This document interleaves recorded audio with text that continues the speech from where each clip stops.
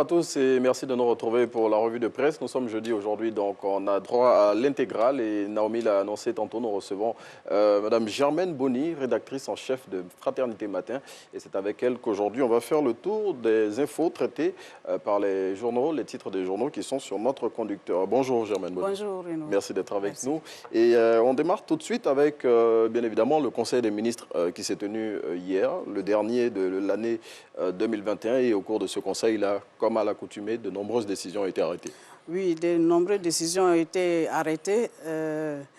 Le gouvernement revient sur le PS-Gouv, oui, le plan social gouvernemental, oui, et qui fixe le budget de ce plan à 182 milliards oui, de francs CFA pour vraiment donner aux populations, surtout aux populations vulnérables, oui, d'être autonomes et de vivre vraiment comme le président l'a toujours souhaité, dans de bonnes conditions. En parlant de plus d'autonomie, ce PS-Gouv entend s'attaquer particulièrement aux questions d'autonomisation des femmes et aussi à celui de l'emploi des jeunes, particulièrement dans le nord de la Côte d'Ivoire où ces jeunes-là sont à la merci, on pourrait le dire entre guillemets, des groupes terroristes et tout ça. Donc le gouvernement entend à travers ce PS-Gouv donner plus de moyens à cette partie de la Côte d'Ivoire pour éviter à ces jeunes-là de tomber dans les filets des groupes terroristes. Bien sûr, bien sûr.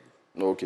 Et on continue de parler, Germaine Bonny, avec vous des décisions du Conseil des ministres d'hier. Et parmi elles, il y a l'ouverture à la concurrence dans le secteur postal. Donc voilà, la Poste de Côte d'Ivoire va s'ouvrir, plutôt le secteur postal va s'ouvrir à d'autres structures qui souhaiteraient exercer dans ce milieu-là. Oui, vous savez comme moi que la Poste de Côte d'Ivoire est essoufflée.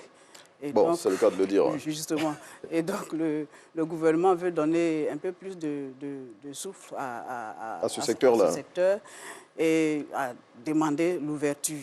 Parce qu'il y a d'autres structures qui sont prêtes à vraiment faire ce même service. Mais en attendant, l'ouverture, ce sera en 2025. Oui. En attendant, on donne vraiment l'occasion à la Poste de Côte d'Ivoire de se remettre en santé, de payer ses passifs et puis vraiment de continuer de servir, d'assurer le service postal. C'est un peu ces décisions-là que le gouvernement a prises pour redonner vraiment du tonus à ce secteur d'activité-là. Mais est-ce qu'encore, je veux dire, aujourd'hui, avec le digital qui vraiment a pris un essor véritablement important, est-ce que le secteur postal il a encore de l'avenir? Oui, justement, c'est ce qui a causé effectivement le mal à ce secteur, disons à la Poste de Côte d'Ivoire. Et donc, il faut adapter le système, il faut adapter l'organisation, le fonctionnement aux données actuelles. Et surtout se réinventer. Hein. Justement. D'autres produits, proposer d'autres produits qui peuvent attirer les Ivoiriens vers la Poste. En tout cas, on espère que cette ouverture du secteur postal va permettre, en tout cas à ce secteur-là, de continuer à vivre et surtout maintenir les emplois qui sont nombreux dans ce secteur-là. On continue de parler des décisions du Conseil des ministres et une autre décision a été prise de débloquer 31 milliards de francs CFA pour améliorer le cadre de vie à Abidjan. À Abidjan, vous savez que le problème d'assainissement est très crucial et il faut vraiment les régler pour éviter les inondations, les pertes en vies humaines. Et donc, en prenant cette décision, c'est pour vraiment booster les travaux. Il y a des travaux en cours, mais il faut donner vraiment un tournus à ces travaux-là pour qu'on puisse avoir vraiment un environnement assaini au niveau d'Abidjan. En tout cas, ces 31 milliards de francs CFA, selon la décision du Conseil des ministres, permettront de réhabiliter et d'étendre près de 82 km, plus de 82 km de réseau d'assainissement des eaux usées dans les zones nord et sud du district d'Abidjan. Et puis aussi, ça va permettre la mise en place de 2700 branchements sur le réseau des eaux usées pour les ménages vulnérables. Justement, c'est ce que je disais tantôt. En tout cas, cette décision, comme elle le dit, va permettre d'améliorer les conditions de vie des populations du district d'Abidjan. Autre décision, Germaine Bonny, de ce Conseil des ministres d'hier, c'est celle de faire une transplantation de foie en Côte d'Ivoire et ça sera une grande première dans notre pays. Oui, une grande première dit que la médecine ivoirienne fait du progrès. Oui. Depuis 2012, vous savez aussi qu'il y a eu, on en fait la transplantation des reins. Oui. Et donc, on évolue, on va un peu plus en avant pour faire la transplantation du plan. Et il y a un candidat qui est déjà prêt. Oui, qui a été déjà sélectionné. Qui a été déjà sélectionné et je pense que bientôt l'opération va se faire. C'est une bonne nouvelle pour vraiment la médecine ivoirienne, pour les patients ivoiriens qui ne devront plus payer des frais énormes pour aller se faire ces soins à l'étranger. En tout cas, c'est une très très bonne nouvelle et puis on espère que ça sera couronné de succès pour permettre à tous ceux qui sont dans l'attente de ce type de transplantation concernant la transplantation du foie de pouvoir en bénéficier. Bien sûr. Ici, en Côte d'Ivoire, on continue de parler du Conseil des ministres toujours parce que c'est l'information majeure qui a été traitée par les journaux de ce jour et on arrive à l'expression cette fois-ci, et l'expression qui nous dit pour sa part que le DG de l'ONESI a été débarqué. Oui, je le dis toujours, le président de la République veut donner vraiment aux Ivoiriens d'avoir des structures, des services bien propres à leur niveau. Et donc, au niveau de l'ONESI, il y a eu pas mal de problèmes. Oui. Des Ivoiriens sont pleins, des cas d'identité qui arrivent à expiration. Oui. On ne sait pas où aller. Et il y a eu des réaménagements. Aujourd'hui, encore un autre réaménagement au niveau de la tête de cette institution.